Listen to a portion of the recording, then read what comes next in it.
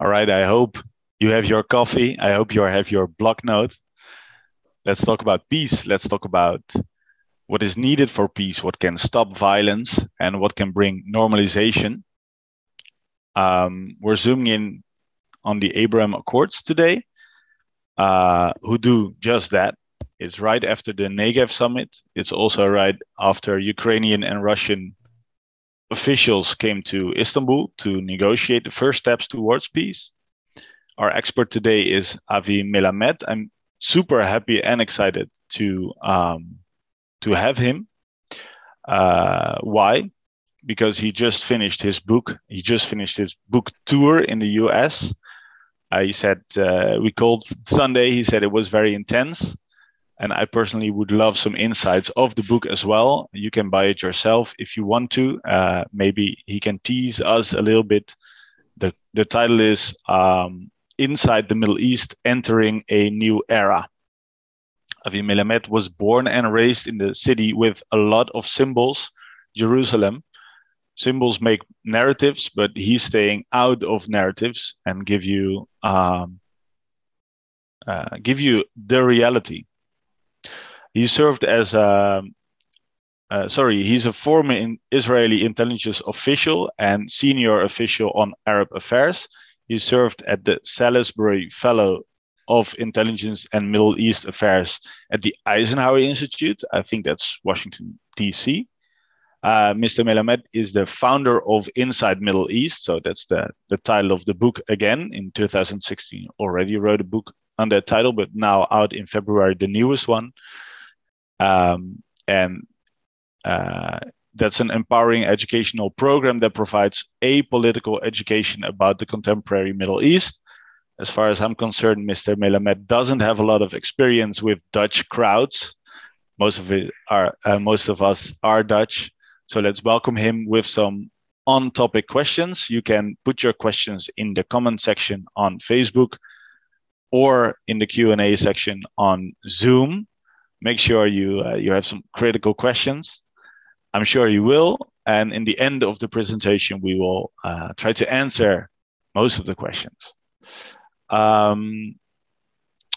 Melamed, you once said somewhere that the essence of education is about how to think, not what to think. So I'm very curious and give the floor to you.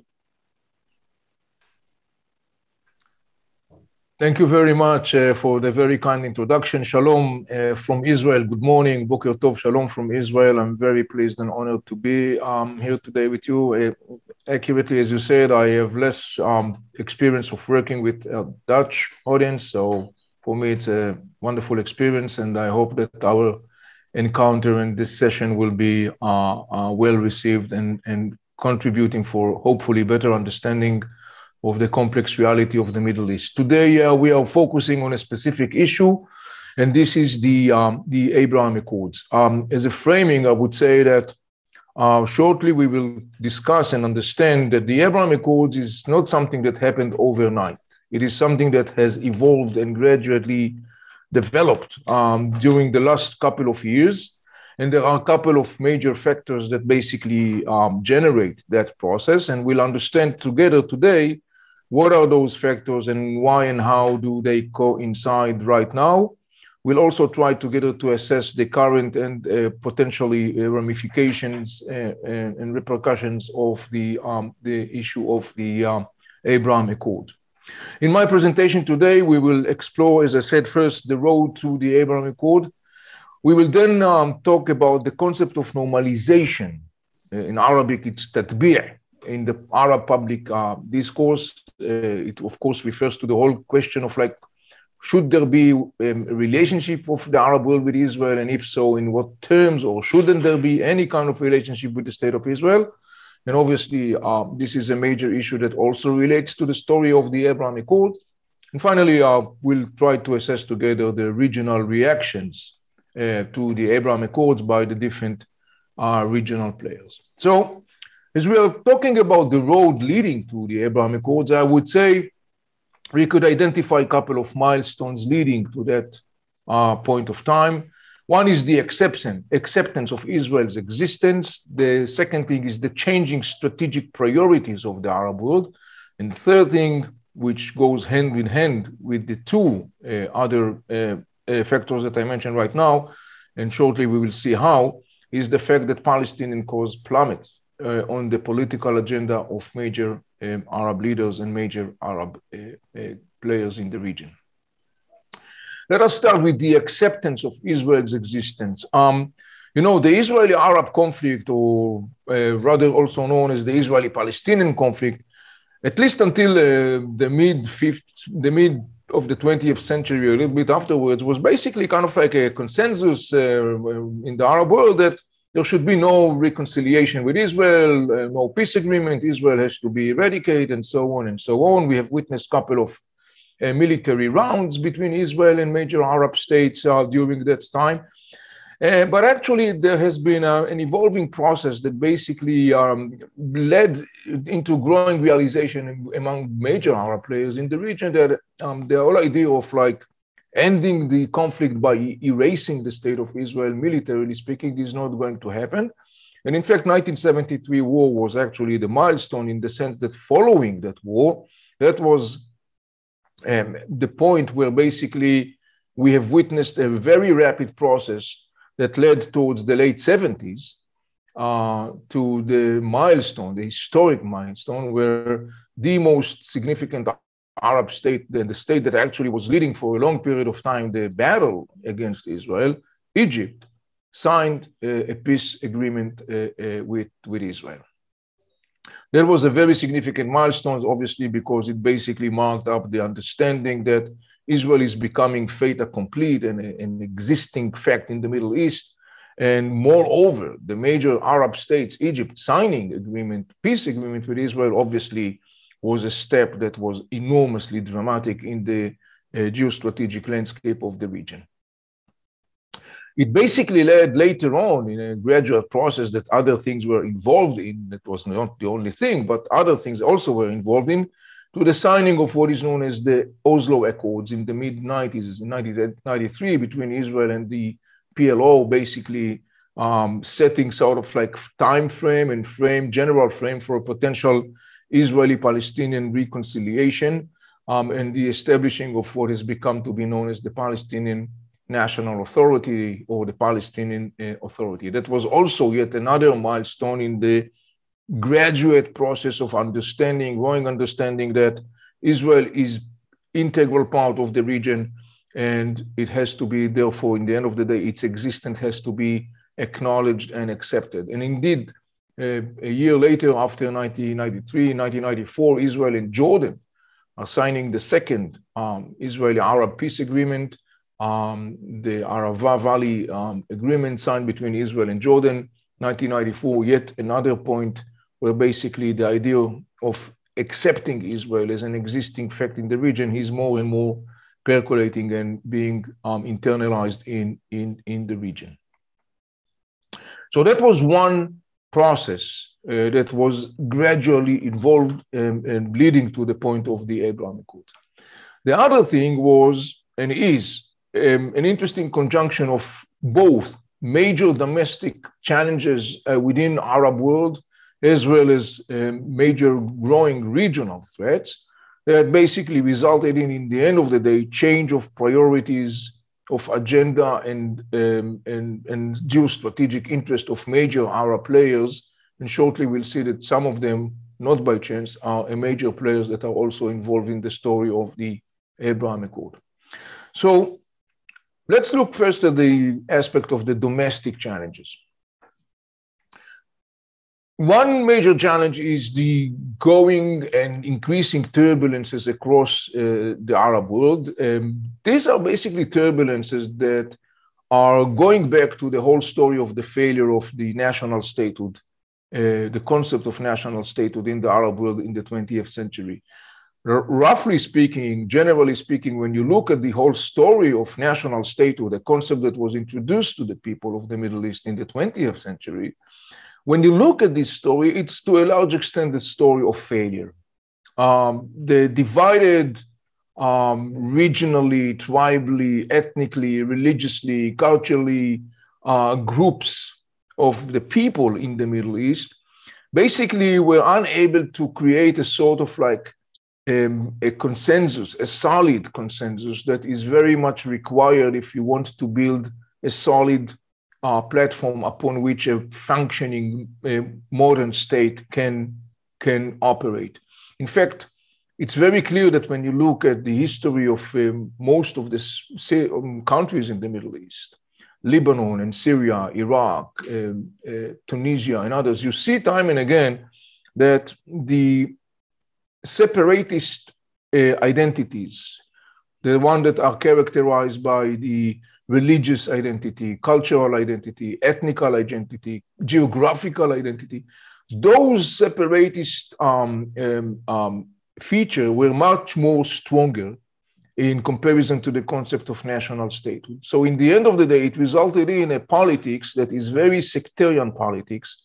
And basically, instead of like seeking to create a wide as possible common consensus and platform that could enable the people and the state to basically evolve and develop, what we have witnessed was the evolving of a sectarianist political systems across the region, the one that basically always preferred a very domestic, narrow political strategic interest over the common cause of the well-being, of the good of the all people. And the outcome of that was basically, roughly speaking, when you look at the history of the countries in the Middle East, it's not surprising that time and time again, it's characterized by the rise to power of brutal dictators and brutal dictatorships that are basically mostly engaged in securing their own narrow sectarian political interest. And that comes at the expense of the needs and services of the people of the region. The meaning of that was that in course of time, what we have witnessed was, on the one hand, a very corrupted, oppressive political system. And on the other hand, a deepening challenges, grievance of the people as their needs are unaddressed or very partially addressed by the governments and the rulers. And that basically resulted in a growing process of growing discontent, anger, and frustration that was from time to time burst in different kind of like demonstrations, riots, and outcry, until this massively smoking volcano erupted about a decade ago, when a young Tunisian peddler, Mohammed Boulazizi, basically frustrated with the lack of future, lack of hope. He was working as a peddler, selling fruits and vegetables on the street of Tunisia, and to provide his family. He was fined because he didn't have a license. So frustrated, he set himself on fire, and basically he did not outlast that. He died, but by doing the terrible thing, he basically set a fire across the region, across the Middle East, rather than going to be known by the name of the Arab Spring. And the Arab Spring, in essence, is the point of time where dozens and dozens of millions of people across the Middle East in Arab countries, from Morocco, sweeping through North Africa, Tunisia, and Algeria, and Libya, Egypt, into the Levant, Syria, Lebanon, Jordan, Iraq, down to the Gulf, to the area of Kuwait, and other. Millions are going out to the streets and demanding their governments and rulers to provide them with real answers to the real challenges, educational systems and employment opportunities and running water and electricity and safety and security and all those little things, quote unquote, that life is made of. So this is the story of the Arab Spring. And ever since we have witnessed these major turbulences that are rocking and shaking the Middle East and particularly the Arab countries to their core. And basically, this is a very significant process that is going to continue, because it's not going to be something that, of course, going to be solved overnight. So this is one major issue when we are talking about domestic challenges. Another major issue is the need of governments and rulers in the region, in the end of the day, to adjust their people, themselves, to the rapidly technologically based and changed 21st century reality. The issue is that not only the countries that are already struggling economically, but also countries that basically have a lot of wealth, like Iraq or the Saudi Arabia, United Arab Emirates and others, are also basically struggling exactly with the same challenges, because in the end of the day, the need is to be able to address the challenges of the 21st century and not the challenges of the 20th century. And in order to be able to do that successfully, the key word here is basically technology, and most significantly, the understanding how to apply technological advanced systems, either in terms of like energy security, food security, medical services, education, and other aspects of life, security, intelligence, and on, how to apply those systems in an efficient and productive and fruitful way in the modern 21st one national statehood across the Middle East. In other words, the major challenge is not only to identify the fields or the arenas where you need to apply those solutions. The major challenge is not the ability to acquire or to purchase or to get those technological capacities. Those countries obviously have the ability to have those capacities. They have the funds and finance and structure needed to buy those capacities, technological solutions and stuff like that. That's not the issue. The issue is to have the ability to apply those advanced technological systems on a national level, scale. This is the major issue here. It's not about buying the software or the hardware. It's about buying the knowledge that already has been accumulated in order to apply those advanced systems in the most efficient way into the national-based social and economical system. And this is something very significant, and shortly we'll see how it's significant in the context of the Abraham Accords. So on top of those domestic challenges that countries in the Middle East are facing in different levels of intensity, of course, but they are all facing that, we also face a major regional threats. And particularly, there are three major sources of threats or increasing instability in the region. One is Iran, the other one is Turkey, and the third one is the threat presented by militant Islam groups like ISIS, Al-Qaeda, and others.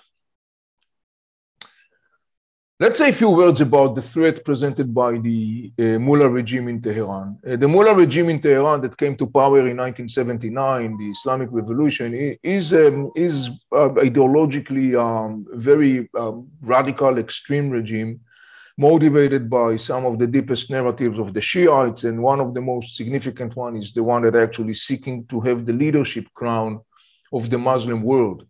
Motivated by those narratives and by an outlook of revolutionary outlook of the world, and inspired by visions of crowning Shiites as the leader of the Muslim world, as well as crowning Iran, the Islamic Republic of Iran, as the regional leading superpower.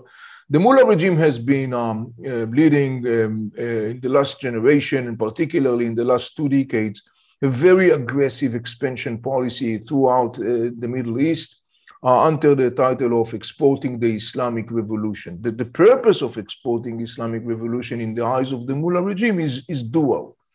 One is to position Iran as the regional superpower, and the other one is actually in the eyes of the Mullah regime by positioning the Islamic Republic of Iran as the major superpower in the Middle East. That will be, in their mind, the ultimate triumph of Shiites over their close rivalries, the Sunni Muslims, a rivalry that has been going on in Islam for centuries.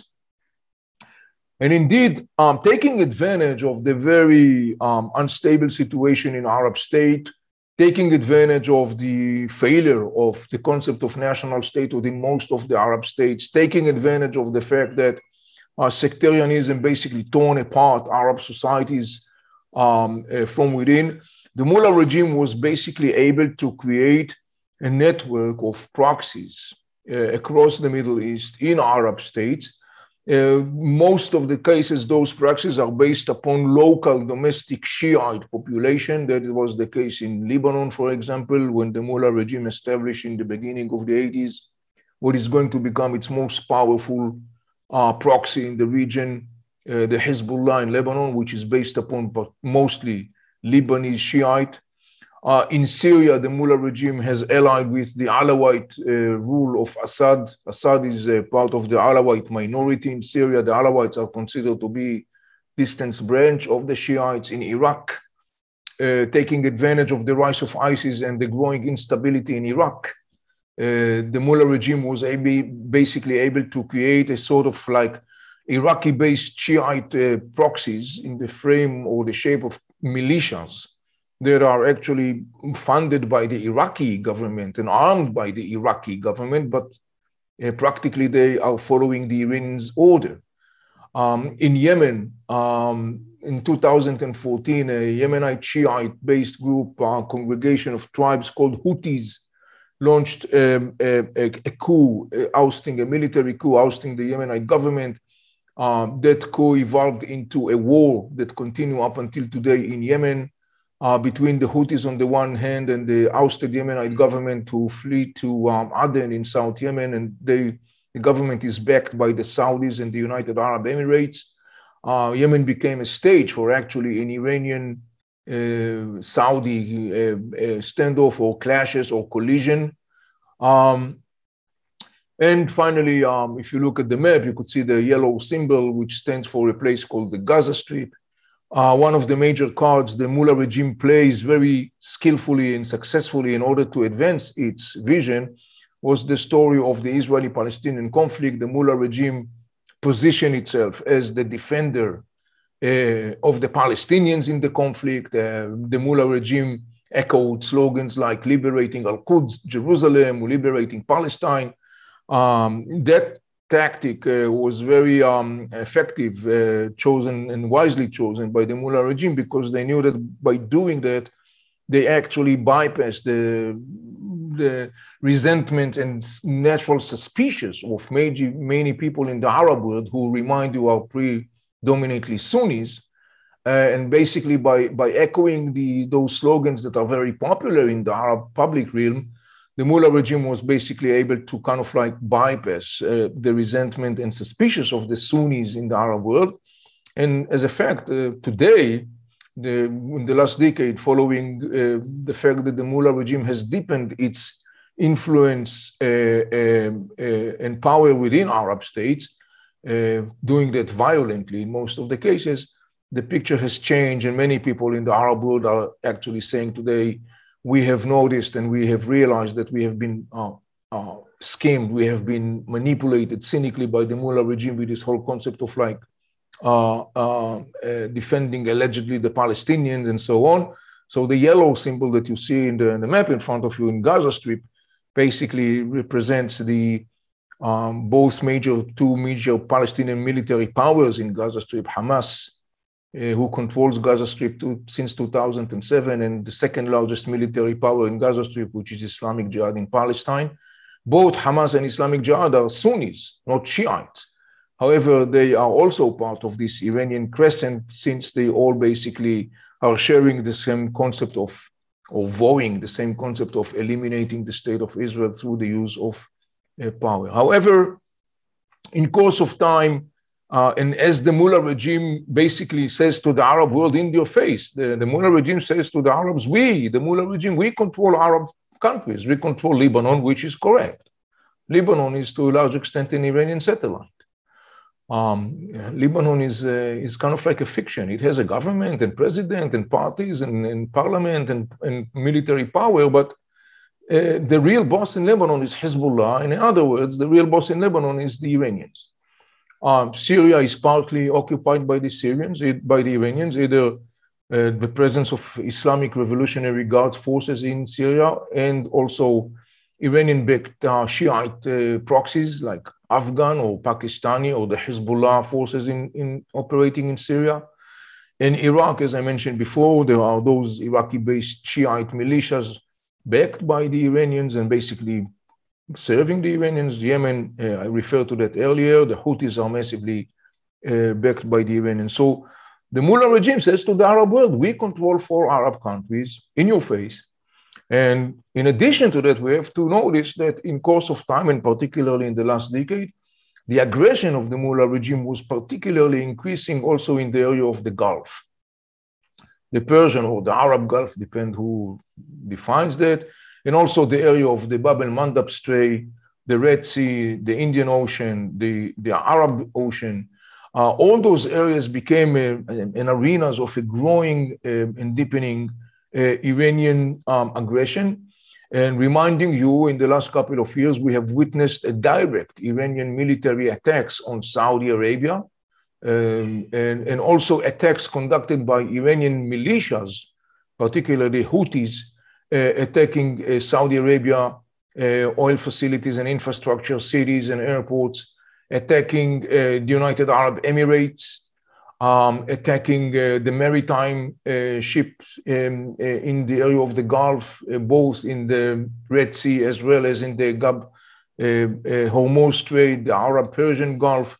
In other words, in the last couple of years, we have witnessed this growing, boosting Iranian aggression, not only in the area of the Levant, in Iraq, Syria, and Lebanon, but also in the area of the Gulf, and obviously creating a growing challenge to the Gulf, the Arab Gulf monarchies, and a growing and deepening concern. Parallel to the growing Iranian threat in the region, presence and influence, Turkey, under the leadership of Erdogan, also took advantage of the very shaky situation of Arab countries. And again, also similar to the Iranians, Turkey played the Palestinian card to basically gain advantage in the region. And actually, Erdogan, motivated by an inspiration or aspiration to become the leader of the Sunni camp in the Middle East, Erdogan also took advantage of the weakness and instability in a couple of Arab countries, like, for example, Libya, Syria, Iraq, to actually create itself strongholds, bases, military presence in those areas. And indeed, when you look at this map and you could see the way Turkey has expanded and scattered its influence and presence across the Middle East, you could notice Central Africa, Northern Africa, Western Africa, the Levant area, the Gulf area. Turkey has a military base in Qatar. Turkey has a military base in Somalia, right next to the Horn of Africa, next to the Bab el-Mandab Strait. If I may interrupt here for 1 second, what do you mean if you say the Palestinian card? I will refer to that shortly. I will elaborate on that. But as I said before, when I was talking about the Iranian, and I was talking about the fact that one of the major, at least up until recently, one of the major ways that the Iranians were very skillfully playing was the concept of, like, we, the Iranians, we will free Palestine and we will defend the Palestinians.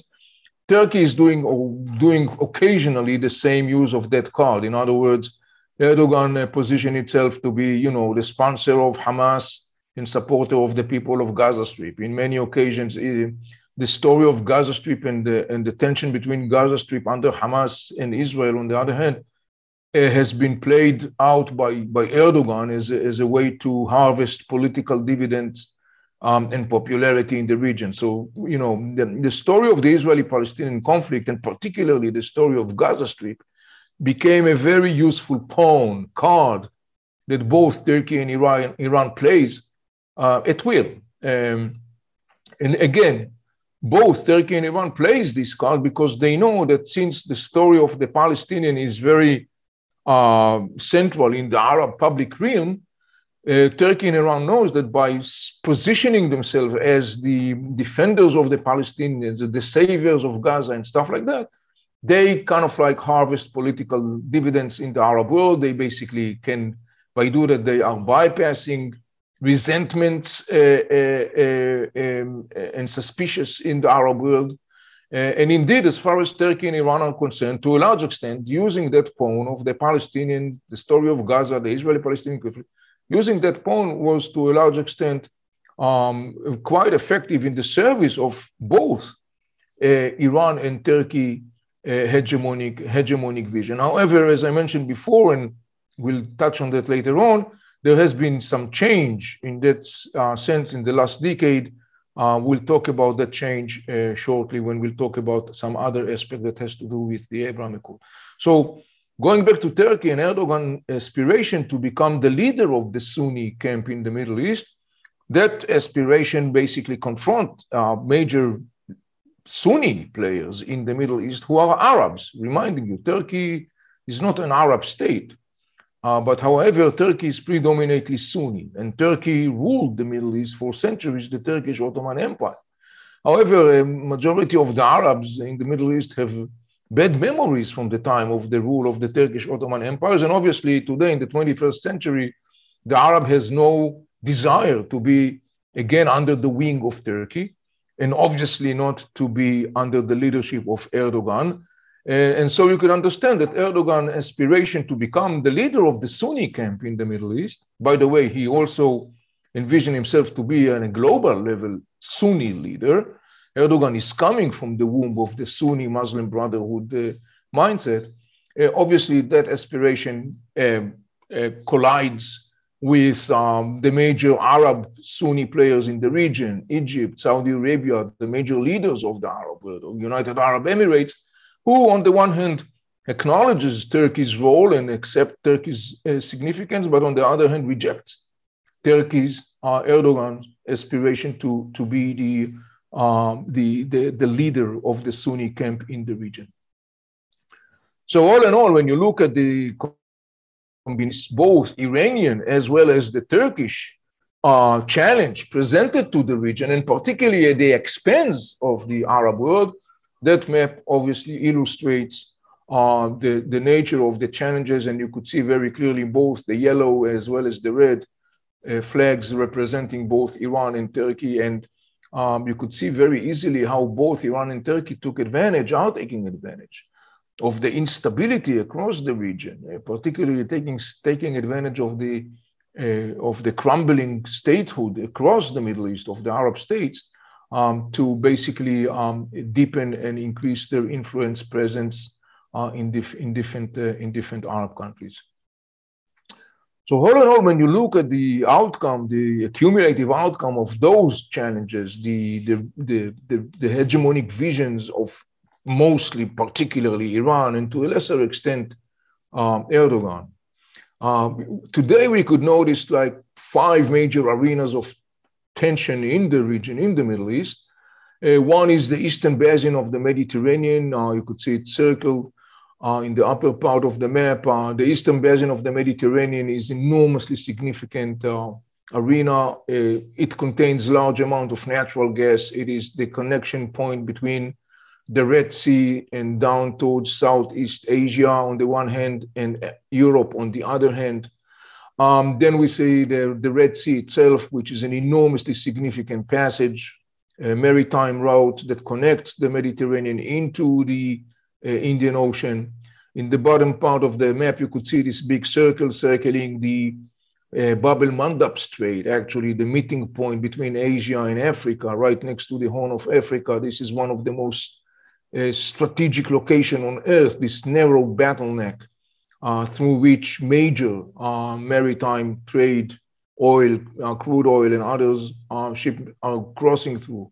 Another maritime arena is the Gulf, the Hormuz Gulf, that you could see right, the Hormuz Strait that you could see right in front of you beneath Iran, also circled in this circle, the Persian or the Arab Strait, the Gulf as it's called. So these are 4 major arenas of enormously, maritime arenas in the region that of enormously geostrategic importance. And then colored in green, you could see what is entitled under the Iran land corridor. This is the attempt of Iran to create a land corridor that is solely, strictly controlled directly by Iran, crossing through Iraq, Syria and ending in Lebanon, offshore the eastern basin of the Mediterranean Sea, to a large extent, part of that corridor exists. In Lebanon, for example, Iran actually controls that land corridor. Hezbollah, who controls the gateways to Iran, to Lebanon, actually enables Iran a direct land control also over Lebanon, in addition to the aerial one. In Syria, it's partially controlled by the Iranian. In Iraq, it's yet not. But just the same, this is another major significant arena of this growing tension. So when you look at these 5 arenas, the 4 maritime arenas, namely the eastern basin of the Mediterranean, the Red Sea, the Bab el-Mandab Strait, and the Arab Gulf, together with the land arena of the land corridor, the Iranian attempt to create this land corridor, we are looking at a region that is experiencing an enormous tension, enormous challenges and frictions. And you could easily see that the whole area of the Gulf is one of the major focal arenas of those tensions resulted or generated or stemmed from particularly the Iranian aggression. So this combination, what I was describing right now, the Iranian and Turkish hegemonic vision, the creation of those arenas of tension across the region, basically are what underlines the formation of what I call the alliance of moderation, hence leading to the point of the road to the Abraham Accords. When you look at the flags in front of you, you could notice that, of course, the flag of Israel, and all surrounded by Arab countries. We got Egypt and Jordan, United Arab Emirates, Saudi Arabia, Oman, Morocco, Bahrain.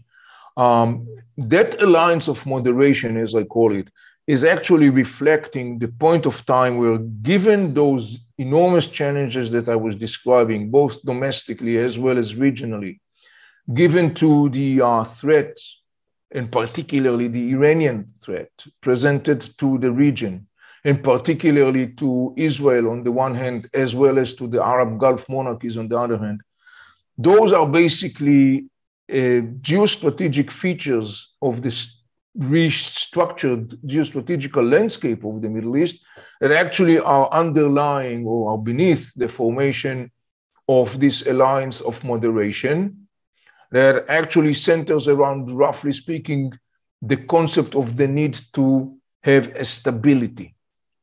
The 2 major aspects that alliance is basically supposed to address or try to address is, one, to intercept or thwart or to push back the Iranian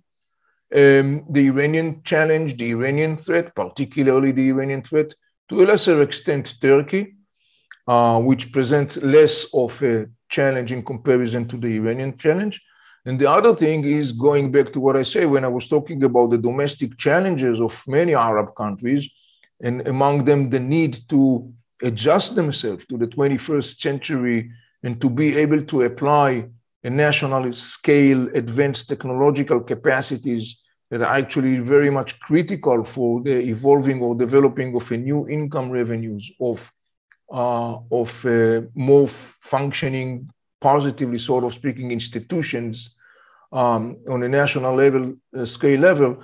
Those 2 major issues basically bring those players together, where the players can offer each other something that serves their long strategic interest. And in that sense, one of the most significant aspects of the Abraham Accords is basically the fact that it reflects not only the process that I was talking before when I was talking about the willingness to accept Israel in the region. We talked about it when we talked about it in the context of Israeli-Jordanian peace agreement and Israel-Egypt peace agreement. But more than that, the Abraham Accords now is looking at, or is an expression of an outlook looking at Israel by major Arab players, not only as a state that is legitimately in the region and has to be accepted as such, but also as a valuable strategic partner. And this is a very significant jump, sort of speaking, in comparison, for example, to the peace treaty with Egypt and the peace treaty with Jordan. And so the Abraham Accord, in that sense, actually leads or takes this whole issue to a new level, a new scale, and accordingly also the discussion that comes along with it. Now, we have to be clear, and when we talk about the story of the Alliance of Moderation, that actually is what's underlying the story of the Abraham Accord, it does not reflect change of hearts, of ideologies. The major Arab states that are part of that process are not becoming Zionist. They don't share the Zionist vision, but it's about a cold, very well calculated long-term strategic interest of those states. So, for example, we can easily understand that the United Arab Emirates, the Saudis, even though in the backstage, have a lot of interest to cooperate with Israel, for example, because they are directly and indirectly attacked by the Iranians. And so for them, Israel, who is also coming under a major Iranian threat, for them, partnering with Israel is enormously strategically needed. Same is for Israel, vice versa. Israel needs this cooperation with the Saudis, with the United Arab Emirates, is also part of Israel's need to effectively intercept and confront the growing Iranian challenge. There is another major aspect of that brings those players together to the table. Just mentioned earlier, we talked about the Negev summit. One of the issues that came up in the Negev summit was the issue of fighting terror, an issue that bothers those countries. I mean, Egypt is engaged in an ongoing struggle against ISIS and other militant Islamist groups that are scattered in Egypt, Sinai Peninsula, presenting Egypt a very significant challenge. We have to remember that the leading Sunni militant Islamist groups like Al-Qaeda and ISIS and others are actually presenting a very serious threat to the regimes and governments in the Arab world, because they view those governments and regimes as illegitimate, because according to their outlook, meaning Al-Qaeda, ISIS and such, those are not legitimate governments because they are not really Muslims. They are kind of like fake Muslims. Obviously, needless to say that militant Islamist groups are also presenting challenge to Israel. We just have in the last couple of days attacks, terror attacks in Israel. Some of them are basically, one of them was ISIS claimed responsibility, and it's very clear that many of those attacks are inspired by militant Islamic ideology. So once again, we see another aspect that brings those players together to the table. Again, not from a place of hugging and kissing, but from a place of like a joint long-term strategic interest. They are all related in the end of the day to the issue of the need for stability. If you look at state like Sudan, which is a member or partner to the Abraham Accord, Sudan signed a normalization agreement with Israel. We just think about the fact that in 1967, Sudan hosted the famous Khartoum summit that actually was known for its triple no. This is in Sudan, where in 1967, the Arab world said loudly, no reconciliation, no peace, no negotiation with Israel. Sudan, a couple of years ago, has been one of the major launching base from which Iranian shipments of weapons made their way towards Gaza Strip. There has been reports that in the past, not so far, long time ago, Israel was attacking in Sudan those shipments of weapons. So all of a sudden, now you see Sudan in kind of like a very drastic and dramatic shift of heart, sort of speaking, or changing its skin, and becomes part of the Alliance of Moderation and part of the Abraham Accords and normalization with Israel. The Sudanese did not become all of a sudden Zionist. The major reason for that is that Sudan, struggling in enormous economic challenges, Sudan needed those agreements because one of the things that it ensured the Sudanese was support of the American administration. It also ensured the Sudanese that Arab Gulf monarchies will pitch in and also support the crumbling Sudanese economy. It comes with a price tag. So, for example, Sudan was expected, and indeed it did so, to limit the influence or attempts of Turkey to deepen its presence in Sudan. Sudan is expected to be part of the Arab Gulf monarchies and along the long Red Sea shoreline of the countries that are basically gathering together to fight both the growing challenge presented by Iran and Houthis in Yemen, as well as the growing challenge of maritime piracy. So this is yet another example of the strategic needs, sort of speaking, of players that are involved in the Abraham Accords. When you look at Morocco, for example, one of the major things is that Morocco is also suffering the Iranian influence in the context of the story of the Western Polisario. Morocco has long time been asking for the American administration to acknowledge the Moroccan claims over the Western Sahara, which basically indeed happened as part of the Abraham Accords, meaning it is in return for participating in that, the Trump administration formally acknowledged Morocco claims on that topic. Morocco struggles have a long and bitter dispute with its giant neighbor to the east, Algeria.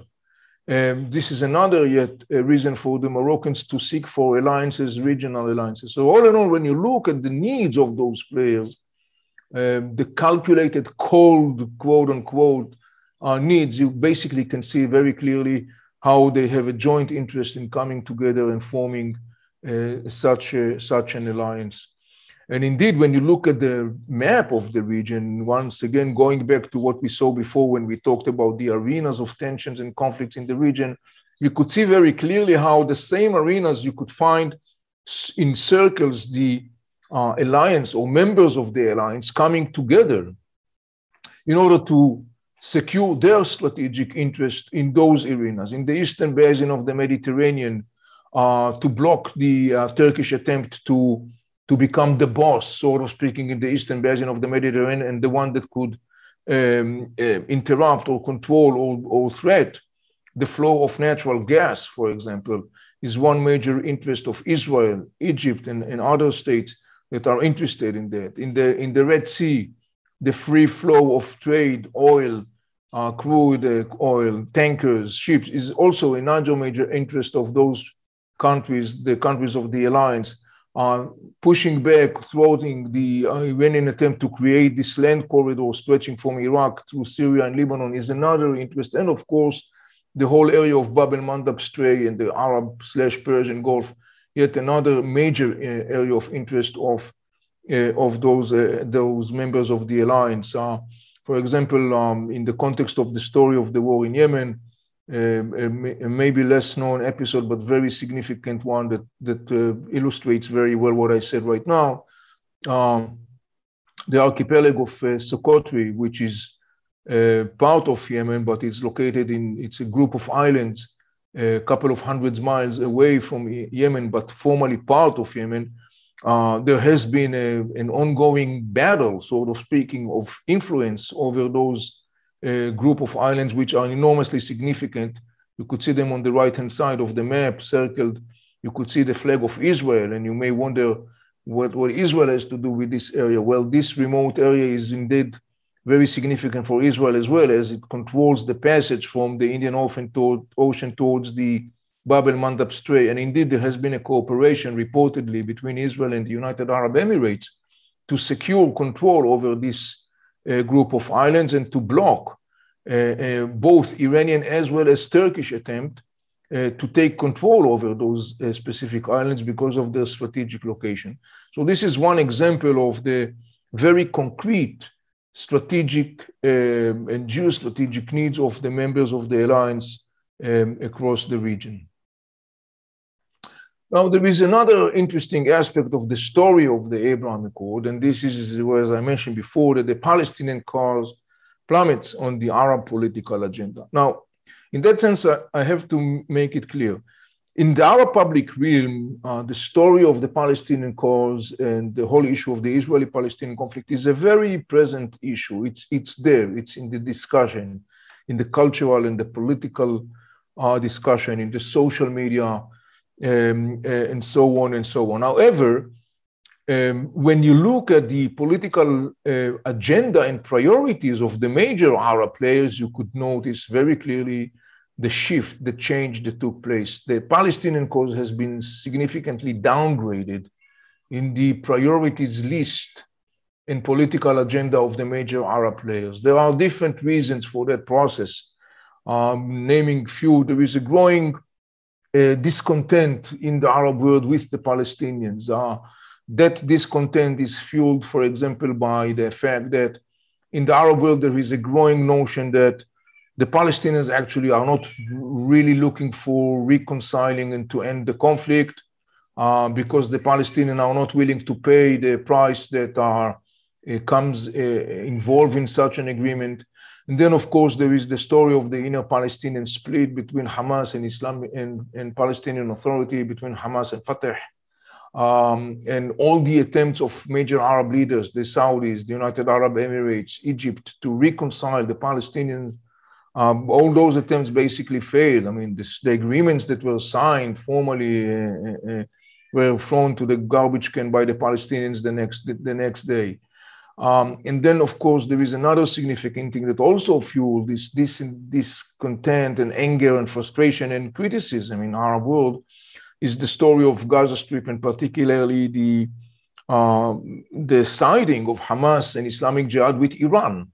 The same Iran that presents such a serious threat to major Arab states, Iran that brags and says to the Arab world interface, we control 4 Arab countries, Iran that is responsible for the catastrophe in Syria, in Lebanon.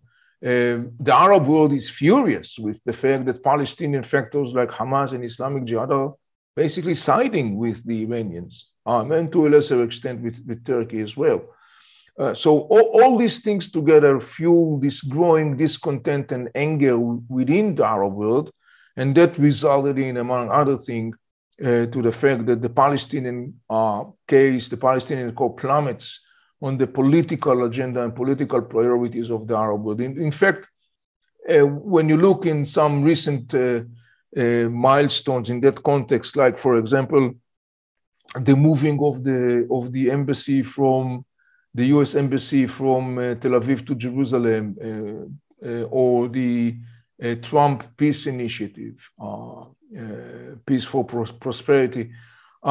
Formally, the Arab world obviously expressed rejection of those things. But practically speaking, the Arab world sent a very clear message to the Palestinian and actually says, look, times have changed. Circumstances are changed.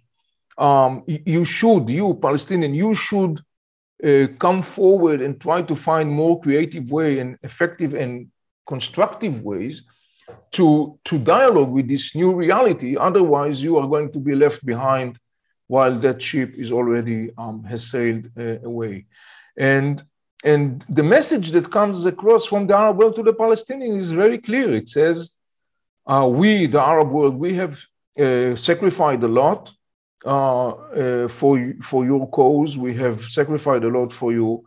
We have today totally different reality, different priorities, different challenges. We are much more consumed with our own inner challenges and issues. You Palestinians, you have to find your path. You have to make a decision where do you want to go. And the Arab world basically saying to the Palestinian, whatever you decide, that's fine. It's your decision.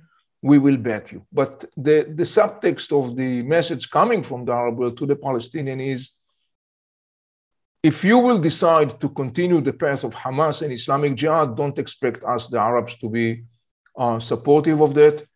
If you will decide to take the path of constructive negotiations and reconciliation with Israel, we the Arab, we will support it. Again, going back to the Negev summit, the same notion was clearly expressed. The former Arab speakers basically said, we support the concept of two-state solution. We support the Palestinian demand for a capital in East Jerusalem.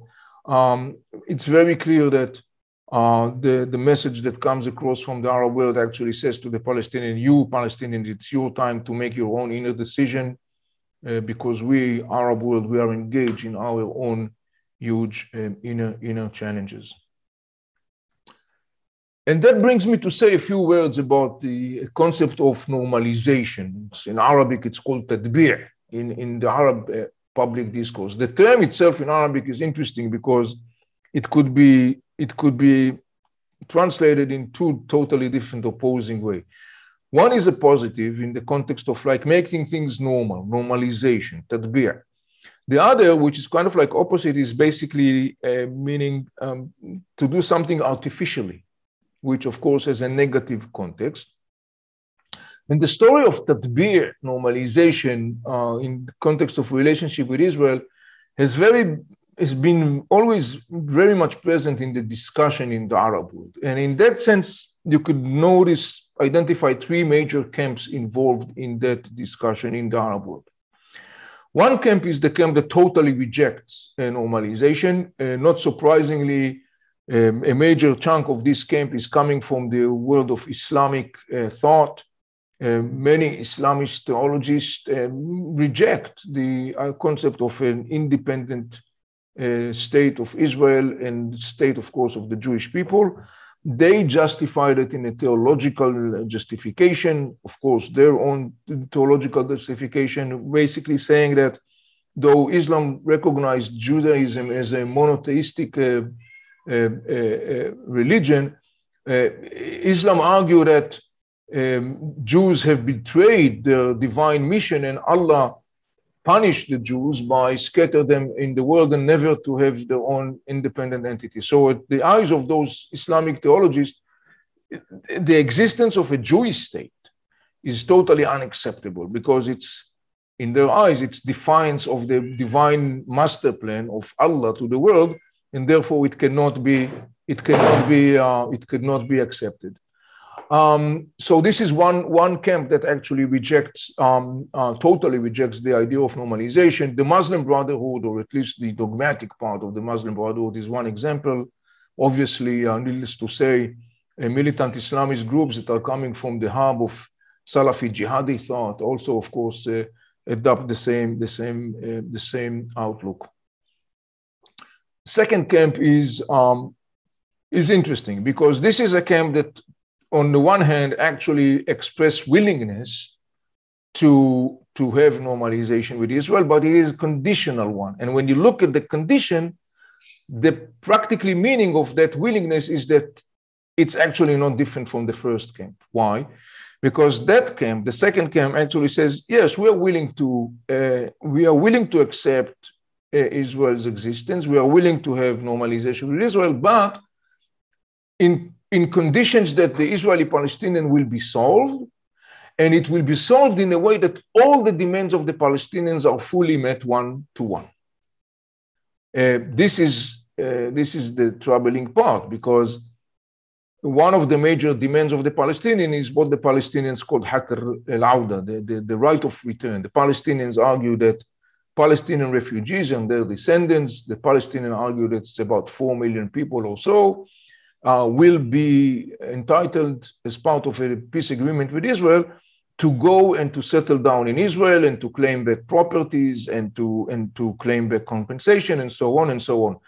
As far as the Israelis are concerned, and overwhelmingly Israeli Jews, with exception of very, very small minorities within the Israeli Jews, but overwhelmingly most of the Israeli Jews says this is totally non-acceptable.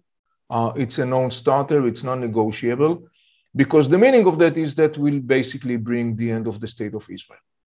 And so in other words, the camp that says the Arab camp that says we are willing to have normalization, but in conditions that all the Palestinians' needs are going to be met one-to-one, the practical meaning of that is that actually this camp also, in the end of the day, is not much different from the first camp. They are not, in the end of the day, they are not really willing to accept the existence of the state of Israel, and therefore the issue of normalization is less relevant in that context. The Abraham Accord actually brings to life the third camp that come from an interesting different perspective. And that camp, actually echoed very clearly by the United Arab Emirates and others, actually says The Israeli-Palestinian conflict is a conflict that has to be solved. It is not necessarily something that has to be automatically related to the issue of normalization with Israel. In other words, United Arab Emirates, for example, they are very clearly saying, we support the Palestinians, or most of the Palestinians' demands. We identify with the Palestinians. At the same time, we, the United Arab Emirates, we identify the peace agreement with Israel as in our own strategic interest. And therefore, we don't see any contradiction between the things, and we are moving on both paths in parallel. And this is a very significant argument, because it's an argument that up until relatively recently was not so much present in the Arab public realm. Now, the United Arab Emirates, and not only them, the Moroccans, the Bahrainians, and others are coming and saying, look, don't mix between the issue of the Israeli-Palestinian conflict on the one hand, and between the legitimate needs and interests of our governments, of Morocco, of Bahrain, of Sudan, of United Arab Emirates. And moreover, the United Arab Emirates echoed a very interesting sentiment, basically saying to the Palestinians, look, by signing peace agreement with Israel, not only we are not betraying you, as you, the Palestinians, claimed, but we are serving you, the Palestinians. Why and how do you serve the Palestinians by signing a peace agreement with Israel? Well, the United Arab Emirates answer is that by signing a peace agreement with Israel, there is actually further support the pragmatic, moderate voice within the Palestinian camp, and that could result in an inner Palestinian process trajectory that could help the Palestinians to come to the place where they will be really willing and able to sign a deal, to make compromises that are needed in order to be able to sign a deal. So this third camp that actually says normalization is unconditional, that camp that comes along together with the story of the Abraham Accord brings this new aspect, these new arguments into the discussion, into the general discussion of normalization in the Arab public sphere. In that context, I must notice something interesting. There are some circles within mostly democratic slash liberal slash progressive camp in the West. There are some circles among that camp that oppose the Abraham Accords, that reject the Abraham Accord. They argue that the Abraham Accord is illegitimate because it's an agreement signed between brutal governments, oppressive governments like the Arab governments involved, and on the one hand, and a state that is in occupying Palestinian land, obviously the state of Israel. That argument has not skipped the eyes of the people in the region, those who support the Abraham Accords. And their answer is very interesting, because the answer basically says, to counter that argument, the answer says, the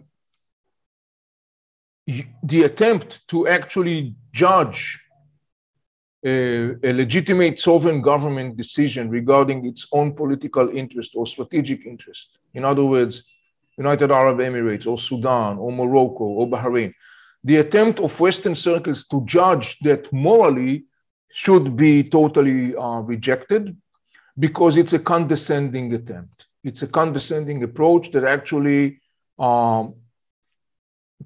defies our sovereign, independent, free decision.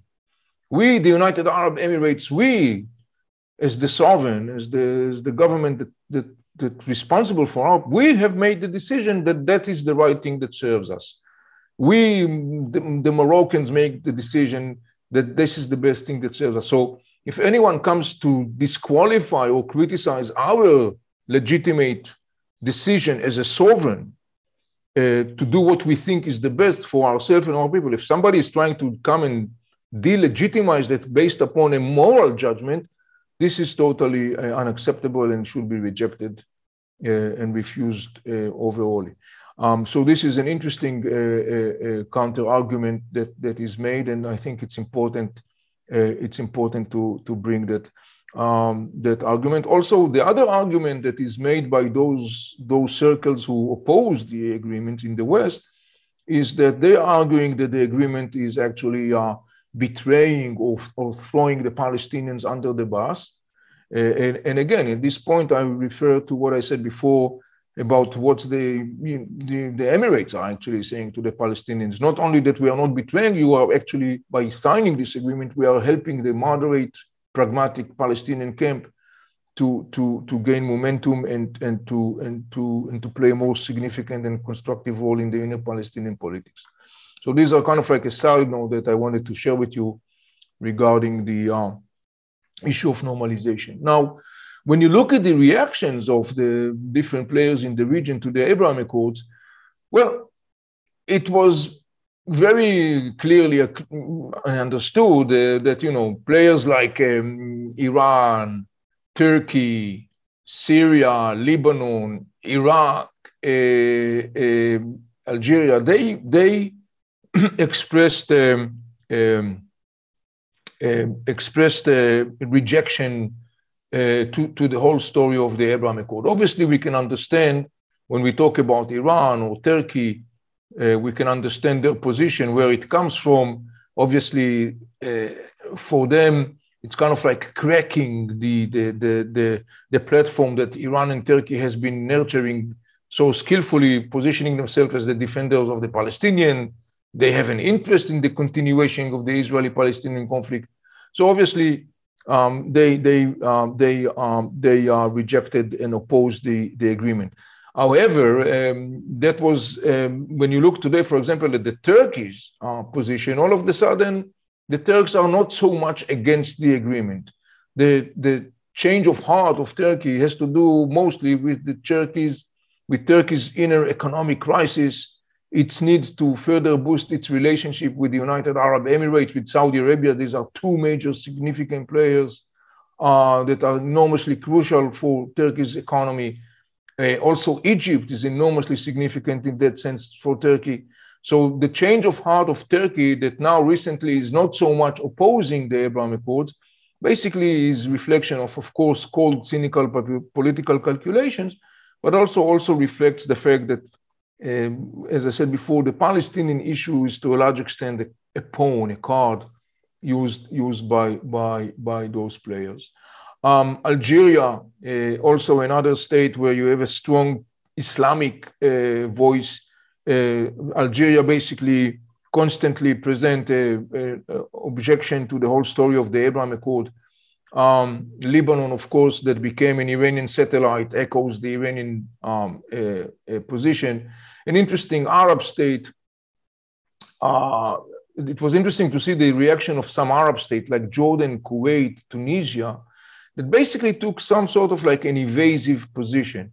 In the case of Jordan, we understand it has to do with the whole story of the very complex Jordanian/Palestinian identity. The Jordanians are very concerned with any kind of an arrangement that could, in their mind, jeopardize the independence of Jordan. They don't want to be the one who will have to pay in the end of the day.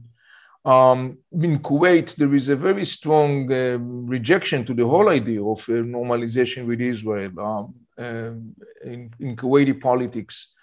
Tunisia, it's a very interesting example. The Tunisian president, Kais Saied, was elected. It was a big surprise. He, among other tickets he was running on, was the very strong anti-normalization, anti-Israel ticket. He expressed a very, very robust, strong position, condemning normalization and rejecting any kind of like idea of compromising with Israel. But surprisingly, following the signing of the Abraham Accords, Kais Saied was taking a very evasive position. He basically find an exit out of the dilemma by basically saying, well, the Abraham Accords and the normalizations and peace agreements signed are a sovereign decision and legitimate decision that any government can make. It's an inner affair, and Tunisia, of course, has no right to say something about it or to be involved in that. Obviously, the real thing here is that Tunisia is going through a major political and economic crisis. Once again, there is a lot of need in the open doors at the Gulf monarchies. And Kais Saied, that was the major reason why he changed his skin vis-a-vis this issue. And to conclude my presentation, well, will the Abraham Accord survive and perhaps expand? The Abraham Accord, as I was saying and explaining, is definitely an historic milestone. It's not a passing event. As I said, it didn't happen overnight. It's an event that was basically result of an accumulative process that I have described in my presentation. In other words, it's not something that is tactical. It's something that goes deeper than that. And I think that the normalization and peace agreements will provide one of the most significant frameworks to support the stabilizing alliances, those alliances that I mentioned before that are looking for stability because they need stabilities to be able to deal with both their inner domestic as well as regional challenges. The Abraham Accord reflects the changing landscape of the Middle East. It reflects the conjunction and conjoining of the long-term strategic interest of Israel and the Arab Gulf monarchies. This is one of the major reasons why I titled my recent book, my new one that was now published, the name of Inside the Middle East, Entering a New Era. Therefore, I see this alliance as stable and growing, and this is one of the predictions that I made in my book. That was the writing of the book was concluded back in November 2021. The book was published in February 2022, a couple of weeks ago, and already by now we could see that prediction stands the test of time. We just had the historic Negev summit in Israel, which is yet another manifestation of that process. What should we expect down the road? Well, as part of my predictions, and I'm always making predictions as part of my work, I'm making predictions. It's very important for me to emphasize this point. I'm making predictions in my work, and I've made many predictions in articles that I wrote, in interviews, in the books that I write. I make a lot of predictions. Because in the end of the day, predictions are the only way for me to evaluate whether my analysis and reading of the reality is accurate. I have no other mechanism, and I cannot find shelter beyond concepts or theories. I must put my knowledge to the test of reality. That's the only way I can evaluate whether my reading of the reality is accurate. Obviously, it's a very challenging place to be emotionally and intellectually. Psychologically, but I don't have any concessions on that issue, and I'm very glad and in order to say that up until now, overwhelmingly, I would say 95% of my predictions have been very accurate. Some of my predictions, I'm talking about predictions that I've made years in advance. So, for me, as a professional expert, this is the predictions is very significant tool as part of my work. So I foresee that talking about the Abraham Accords, I foresee that Oman, Qatar, and Saudi Arabia will normalize their relation with Israel in this decade. They will either join the Abraham Accords or create an independence or joint agreements. Of all of the Arab Gulf monarchies, Kuwait is the most vocally opposed to the idea of normalization. Kuwait may therefore join, but only after Saudi Arabia. I also anticipated that in the same time period, two other Arab countries, Djibouti in West Africa and Cameroon in East Africa, will also formalize relation with Israel. There is some interesting kind of like long shot that I made in that context. I'm talking about an Arab country that is an intriguing candidate for establishing relations with Israel is Iraq.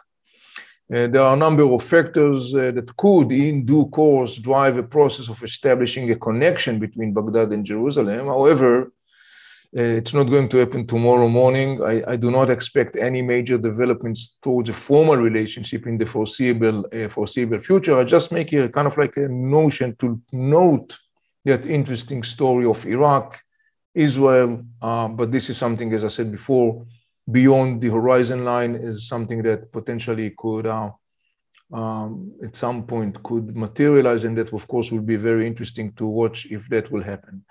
And finally, in the preparing discussion to this session, I was also asked to say a few words about the story of Ukraine and the Middle East, couple of immediate observation regarding the ramifications. First, it's interesting to see how all the players in the Middle East are actually walking between the raindrops vis-a-vis the crisis in Ukraine. None of them want to take decisively one side. Other, of course, Syria and Lebanon, who are basically an Iranian proxies, an Iranian satellite, who sided, Syria sided with Russia. Lebanon, it was interesting to see, while the Lebanese foreign minister condemned the Russian invasion to Ukraine, the Hezbollah obviously rushed to condemn the foreign minister for making this statement. Obviously, that reflects the fact that Hezbollah and the Iranians are the one that really controls and dictates Lebanese politics. But when you look at all the players in the region, you could see how they all kind of like walk between the raindrops. Obviously, Israel is a good example. Israel is very much engaged in the story of the Iranian presence in Syria, which creates a significant threat to the state of Israel. Israel identified the Iranian attempt to create a severe military threat from Syria on Israel in the shape of missiles and drones and maybe armed militias that will be present in the border between Israel and Syria, the ceasefire line, actually, to be more accurate. And Israel is determined to prevent that scenario. That's the reason Israel has been attacking hundreds of times Iranians and their proxies in Syria. And up until now, the Israeli attacks, the Russians in Syria are basically turning a blind eye to the Israeli attacks because it serves the Russians' interest. The Russians would like to restrict, if not to limit, the Iranian influence in Syria and to have the bigger cut, sort of speaking, of the Syrian cake. So as of now, the Russians are turning a blind eye to the Israeli attacks on the Iranians in Syria. And obviously, Israel has to take it into consideration vis-a-vis its position regarding the Ukrainian crisis. A very clear impact of the crisis is economically one. Obviously, the rise of price of gasoline worldwide is well known. Obviously, did not skip the Middle East. An interesting aspect is the story of the rise of prices of wheat and grains. Russia and Ukraine are huge suppliers of those commodities, and Arab countries, for example, Egypt, with 100 million people, are huge consumers of those commodities coming from Russia and Ukraine. There is a very significant concern that a continuation of the crisis in Ukraine will result in a rise in the price of bread, major commodities in the Arab world, and that would result in its turn a growing discontent and unrest. In fact, governments in the Arab world expressed a deep concern with that scenario. Egyptian President Sisi, not so long ago, went to a one-day visit to Saudi Arabia, an urgent one. It was mostly centering around, among other things, the issue of the concern with the ramifications of the economic ramifications of the Ukraine war. Egypt apparently relies on Saudi support financially to be able to cross that crisis, hoping that the crisis will be over as soon as possible.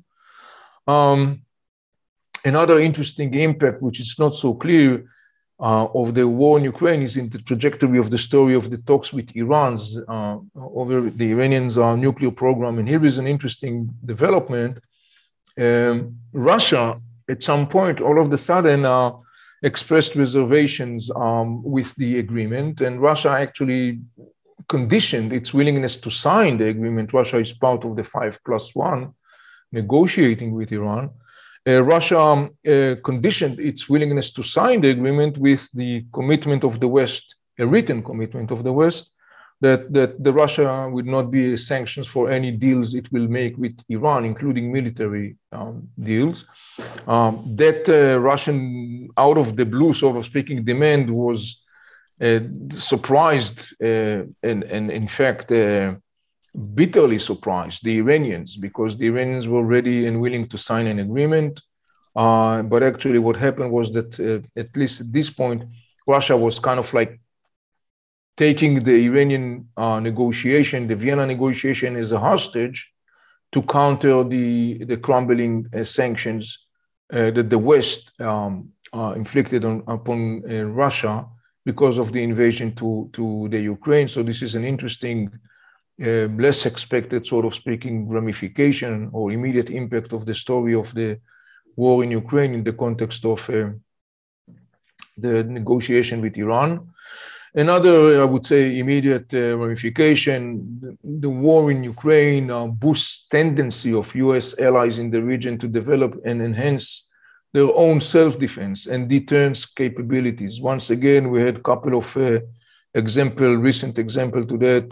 The Negev summit is one example. The Sharm el-Sheikh summit that took a couple of days before that. Another summit that took place within the leaders of Jordan, Egypt, the United Arab Emirates, and Iraq, basically are all centered around the whole notion, growing notion among particularly allies of the United States in the region, that are putting a big question mark to what extent they can really rely on the United States in times of need. And one of the conclusions they are coming to is that they have to be able to develop and enhance their self-defense capacities and capabilities. That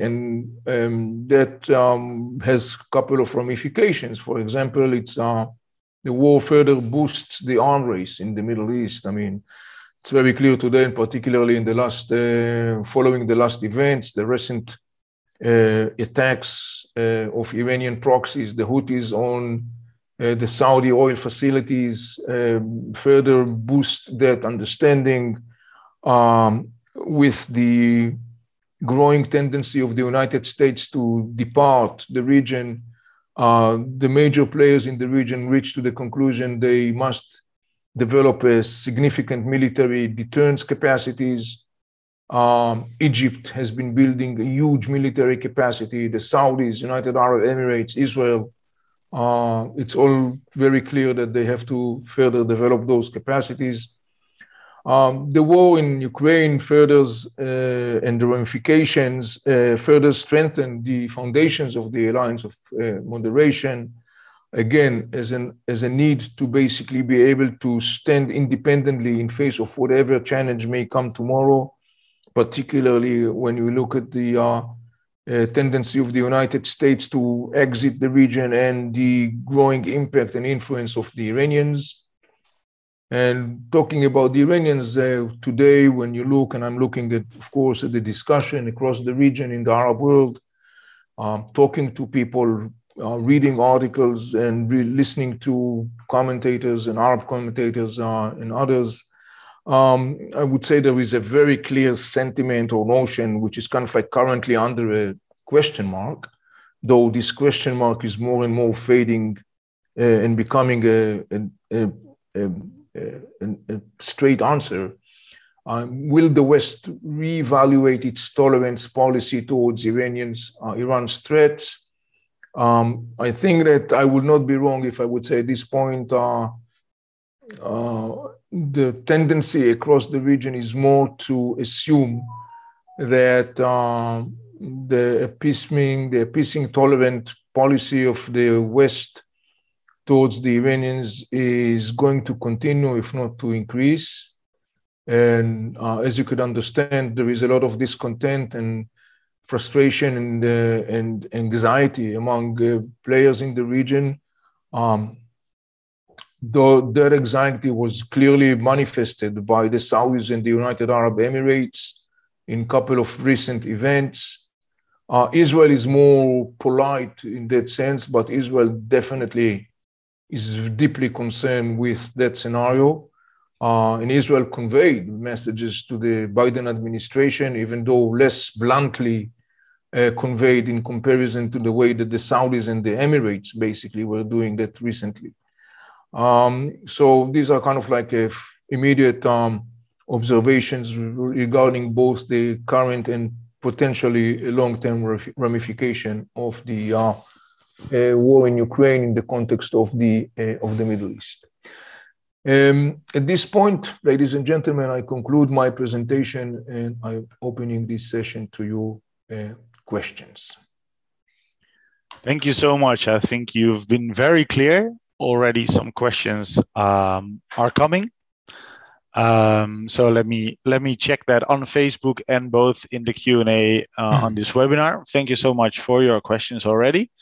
Let me group them a little bit. Firstly, can you reflect on the Negev summit for a bit? You called them historic. Why? And was the summit more than you could hope for, or was it exactly what you predicted as well? Well, as I said in my presentation, the Negev summit is a straight or direct and natural continuation to the whole story of the Alliance of Moderation, the story of the Abraham Accords.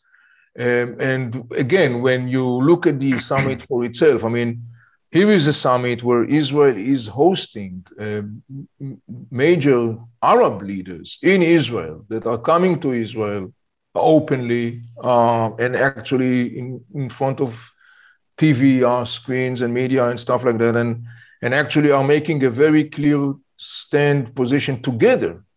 This is the first time actually where such a very frontal appearance has been done. I mean, this is for itself very unique. Not less unique is the fact that when you look at the reactions in the Arab world, at least on those places that are part of that, the reactions are very positive, largely speaking. Of course, there are also expressions of discontent, but largely speaking, the Negev summit, and again, it goes back to what I said before, the Negev summit is well received in those places in the Arab world and others because it is received in the right context, meaning it's basically a summit that stands to further serve the interests of those countries, the long-term interest. So people actually understand that. People understand it. People understand it. I mean, I'm looking at the social media, for example. It's amazing to see notes in Saudi social media, in the United Arab Emirates and others that are basically echoing this whole idea that says, this is our interest. We are doing service to ourselves. And again, there are other voices. It has to be mentioned. There are other voices also in Saudi Arabia or in the United Arab Emirates. There are voices who oppose the whole idea of the normalization. I have to be clear about it. It's not totally rosy and pinky, but just the same, there is an understanding that it serves interest. I don't know to say what exactly were the expectations, but when you look at beyond the formal aspect, which for itself is very significant of the summit, when you look at the concluding statement, the fact that there has been concluding statement where all leaders are standing in front line and actually expressing this consensus, it's very clear they are talking about what their needs are and why do they come together. So the issue of the Iranian threat is there, and the issue of the militant Islamist groups is there, and the issue of stability, the needing stability is there. And these are all real things. These are not cosmetic things. And this is significant. That's why it's significant to understand it. Again, the summit for itself is yet another significant milestone, but it's basically a direct, natural continuation of the Abraham Accords and the normalization agreements, because it's being fed by the very same elements that resulted in the Abraham Accord and the Alliance of Moderation. Can you maybe go back to one of the three maps you presented? Because I'm hoping that some questions will arise about these maps as well. In the meantime, I'll ask another question. Will the Iranian corridor expand in the near future? Where and when? Well, the Iranian corridor is a big question mark. Let me try to, if you can make me If I could share the map with you again, I cannot share it. If you can, I'm not sure if you could see the. No, we can see it now, but you cannot see it now. I think that I'm not longer a host. If you can make me a host, I maybe try to show it again. No, I cannot make you host. Sorry. You cannot. Doesn't matter. Look, we have the map in our heads. You have the. So when I'm talking about the Iranian land corridor, here's the situation. As I mentioned before, look, Lebanon, Syria, and Iraq have one major common denominator today, and they are fighting for their independence, and because they are all struggling the Iranian grip. Lebanon is an Iranian satellite, as I mentioned before. Syria is partly occupied by the Iranians. In Iraq, there is a significant Iranian influence. As I mentioned before, when I was talking about the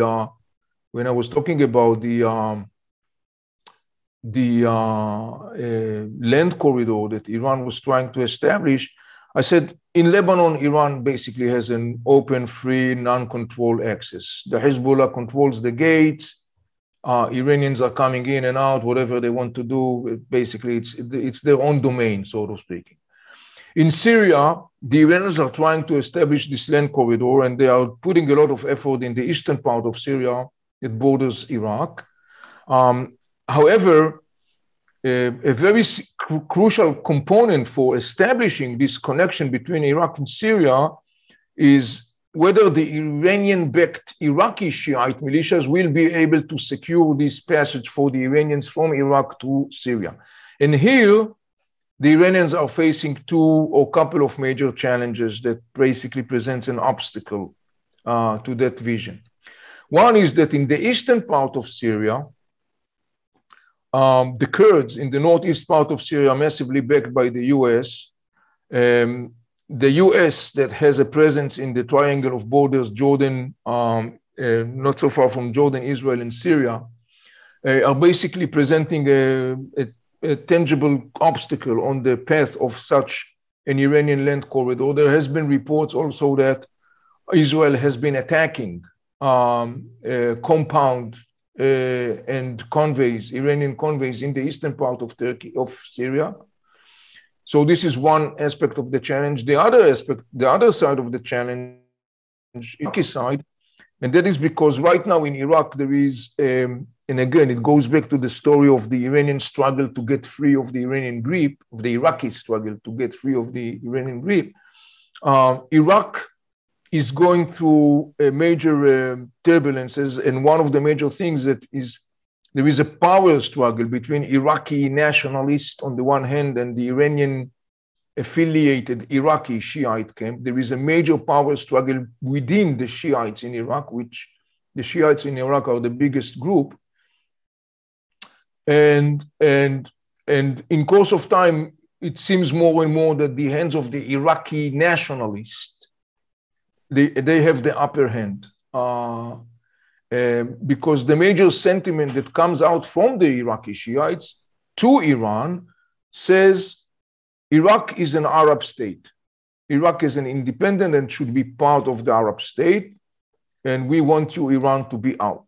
And there is a growing friction and power struggle within Iraq in that context. So in the sense of, or in the context of the story of the Iranian land corridor, the Iraqi government, also under US pressure, but also as part of the inner Iraqi power struggle, the Iraqi government actually took control over the passages between Iraq and Syria. So basically they restrict in a way the abilities of the Iranian-backed Iraqi Shiite militias to form this open straight line that connects Iran, Iraq, Syria, and Lebanon. So for the time being, in my prediction, the Iranian will not be able to create the same exact level of control over the Syrian and the Iraqi part of the land corridor the way they have in Lebanon. So the corridor is rather declining. The corridor is facing challenges. I wouldn't say currently declining, but it's facing challenges. Or rather declining than being stronger or expanding. Well, again, look, I mean, when I'm trying to assess, I'm quite skeptic about Lebanon's capacity or ability to get free of the Iranian grip. I don't see that happening, at least not in the foreseeable future. Syria and Iraq is a little bit different story. In Syria, potentially could be a situation where Iranian presence in Syria has limit, to start with, has some sort of limitation. It's possible that as part of the willingness of Arab states to take back Assad regime and to rehabilitate Assad regime, one of the things will be, obviously the Arab would expect Assad to kick the Iranians out of Syria. And maybe there will be a time, because we have to remember, Iran is in Syria because the Iranian says, we are in Syria because Assad invited us to come to Syria. The same way Assad invited them to come to Syria, he could also ask them politely to leave Syria. Then that will be something challenging for the Iranians. They are as polite as he is. As polite as he is. And in Iraq, as I said before, there is this power struggle between Iraqi nationalists on the one hand and the Iranian affiliated one, and it seems like the Iraqi nationalists are having the upper hand. So I'm skeptic about Lebanon. I'm question mark about Syria, and question mark yet more optimistic, relatively speaking, about Iraq's ability to get free of the Iranian grip. And of course, what happened in this land corridor, this development that happens between Iraq, Syria, Lebanon, the way to the Mediterranean, will have an enormous ramifications on the geostrategic landscape of the region. Yeah, I'm getting some thumbs up from the person who asked the question, so thank you. Do we focus too much on the land corridor and what's happening on the ground, and should we focus more on what's happening on the sea surrounding the Arab Peninsula, you think? No. As I mentioned before, as I was talking about the 5 arenas of friction, you may remember 4 out of the 5 are seas, are maritimes, and definitely those maritime arenas, the eastern basin of the Mediterranean, the Red Sea, the Bab el-Mandab Strait, the Arab/Persian Gulf, those are enormously crucial in the context of this current and future geostrategic landscape of the Middle East. And as I mentioned very clearly, when I was talking about those 4 arenas, we are looking at arenas that have become stages of growing frictions and instability. I mean, you got ships that are being attacked in the Gulf. You got mines that are scattered in the Bab el-Mandab Strait. You got ships that are being attacked in the Red Sea. You got a lot of tensions in the eastern basin of the Mediterranean. So each and every one of those arenas, this maritime arena, is enormously significant. They are all together, obviously, very significant. And each and every one of them became today, in the coming couple of years, a growing stage for a growing friction, tensions, and instability.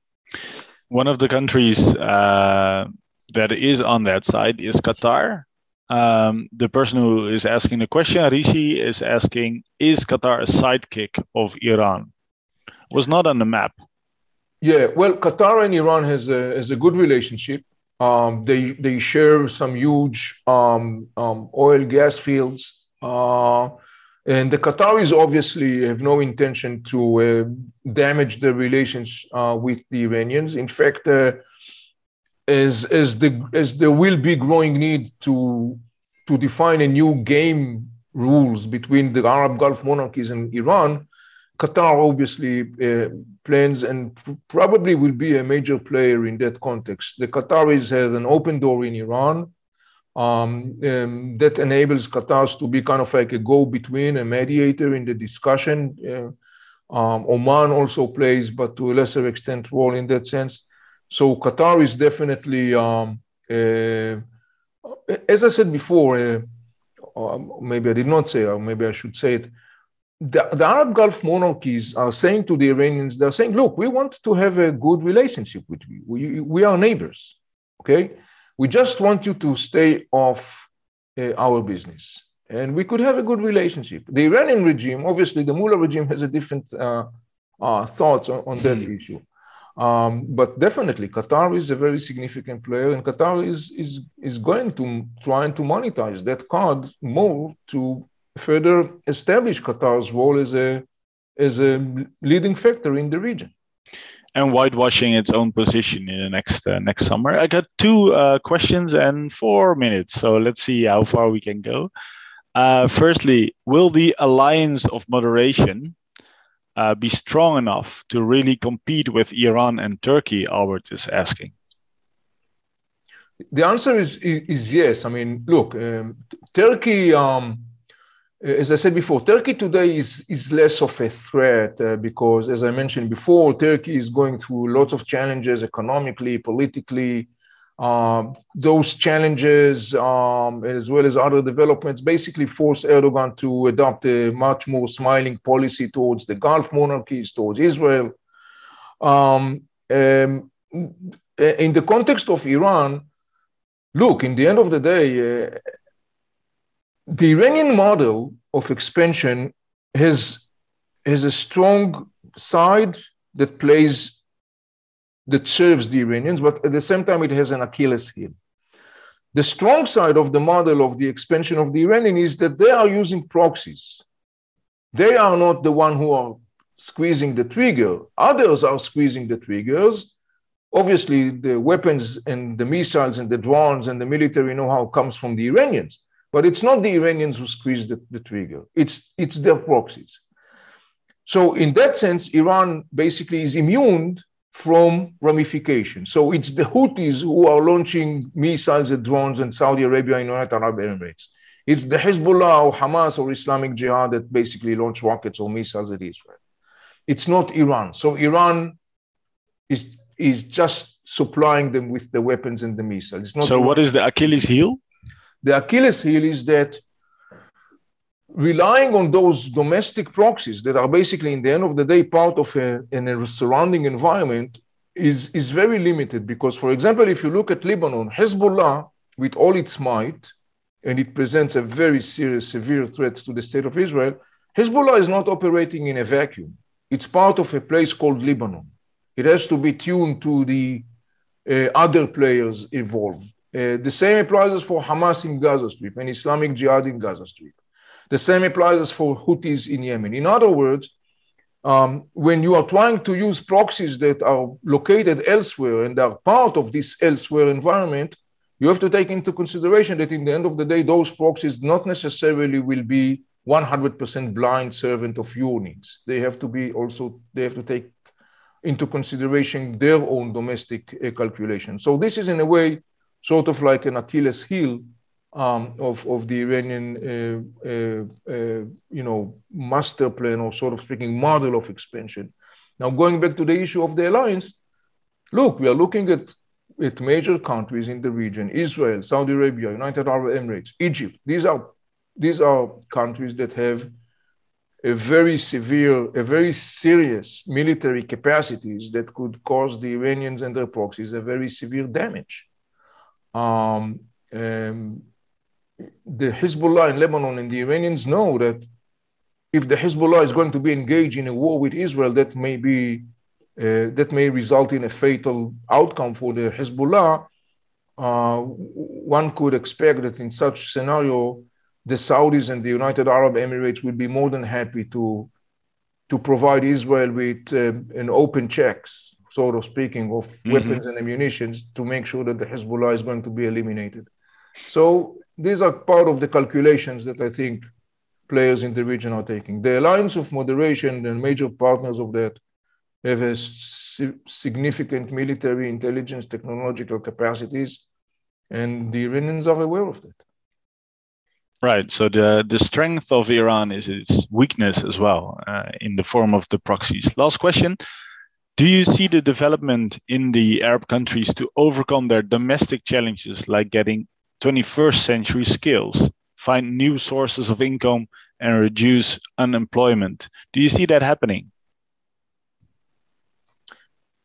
Yes, I do actually. I mean, one of the things that I'm writing in my new book is, again, going back to the reason why I titled this book, Entering a New Era, is one of the things that I identify, I think, is that in the midst of this big chaos in the Arab world and the failure of the national statehood, I do identify an interesting, I would say, seeds for potentially evolving a new kind of a statehood model that is more successful in comparison to the one of the 20th century. I identified that process in Morocco, in Algeria, in Tunisia, in Egypt, in Sudan, Jordan, Kuwait. These are places where I look closely and I notice there is this, those places are going in the midst of the political turbulences, economic challenges, and other things that they are dealing with. I notice an interesting dialogue that is forming between three major factors. One is the civil society camp that actually further centers the idea of an independent national statehood as a functioning one, as it's one of its core ideology. The government and the rulers in the region are more and more aware of the fact that there is a need for a new pact with the people. I mean, the Moroccan king, Mohammed VI, made it very clear. He said, we, the governments, the rulers of the Arab world, we need to have a new pact with the people that centers around the issue of like civic responsibility, but also governmental accountability and responsibility, which is also for itself a positive sign. And then there is another interesting development, which is again relatively new. And this is that there is a major camp that has always been part of this whole discussion regarding the issue of statehood. And this is the Islamic camp, and particularly the most politically affiliated Islamic camp, which is the Muslim Brotherhood. And the interesting development is that the Muslim Brotherhood is experiencing a deep ideological and political crisis in the last decade, particularly. And that crisis resulted in a split, in some places, a formal split within the Muslim Brotherhood, like in Jordan, Tunisia, Algeria, Egypt. And at the core of this split is the rise of a dogmatic, pragmatic camp within Muslim Brotherhood that has today the upper hand in comparison to the dogmatic, ideologically core motivated camp within Muslim Brotherhood. So the pragmatic camp within Muslim Brotherhood is basically today conveying a very interesting political message. And the interesting political message it conveys is that the pragmatic camp within political Islam, and namely mostly Muslim Brotherhood, which is a very significant political player, the pragmatic camp is willing to actually work together with other camps, like civil society camps, for example, for the sake of creating a more successful, a more solid, a more stable national statehood model. This is very interesting because one of the core ideology of political Islam, and particularly Muslim Brotherhood, is the total rejection of the idea of national statehood. But today we see that with the appearance or emergence of this pragmatic camp that has the upper hand within political Islam, we see this shift, which is very interesting. We see that in Morocco, we see that in Algeria, in Tunisia, in Jordan, in Sudan, in Egypt. Interesting and hopeful, I think. And that's the reason I think this is potentially a positive, it's positive seeds. It's an early phase. It has to be clear that first, there is no guarantee it's going to materialize. And second, what can be guaranteed that is going to be continuing a turbulence process. But at least the fact that at least I can identify that process, I think for itself gives some sort of a hope that maybe we will witness sometime during the deep into the 21st century, the emergence of a more successful national statehood model in the Arab world. Let's speak to each other next year and see how the pawns in the Middle East have changed. Thank you so much for now, Mr. Avi Melamed. To wrap it up, I've learned a lot about Turkey's position in the Middle East and also in Africa. Sometimes we forget about Africa, but it's also explained Turkey's reaction to the Abraham Accords. And that it's also geopolitical and a selfish position to play the Palestinian card, as you mentioned, and that it can also be very good for the moderate Palestinians to support the Abraham Accords. Thank you for those insights. I hope you, as listeners, learn that and more too. This is the final and last webinar. But one final note, this webinar series was made possible by our generous donors. Please consider becoming a friend of CD. Go to cd.nl to see what's possible. Thanks for listening and sharing. Bye. Thank you, and shalom from Israel. Shalom. Bye-bye. Shalom, shalom.